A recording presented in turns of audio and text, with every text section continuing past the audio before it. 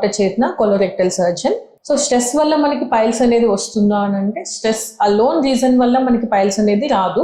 But అది ఒక add on effect లాగా మనకు ఆల్రెడీ పైల్స్ ఉన్న వాళ్ళలో స్ట్రెస్ వల్ల అది ఎక్కువ అయ్యే ఛాన్సెస్ అయితే ఉంటుంది.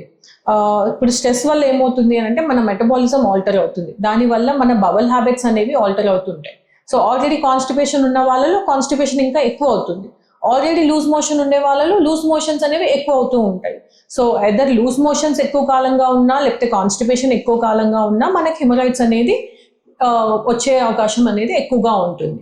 సో స్ట్రెస్ వల్ల ఏంటి అని అంటే మన బాడీలో హార్మోనల్ ఇంబ్యాలెన్స్ అవ్వడం, లేకపోతే బవల్ మూమెంట్స్ ఆల్టర్ అవ్వడం వల్ల అండ్ మెటబాలిజం ఆల్టర్ అవ్వడం వల్ల మనకి ఒక యాడ్ ఆన్ ఎఫెక్ట్ లాగా అయ్యి ఆల్రెడీ రిస్క్ ఫ్యాక్టర్స్ ఉన్న వాళ్ళలో ఇంకా ఎక్కువ కామన్గా చూస్తూ ఉంటాం మనం.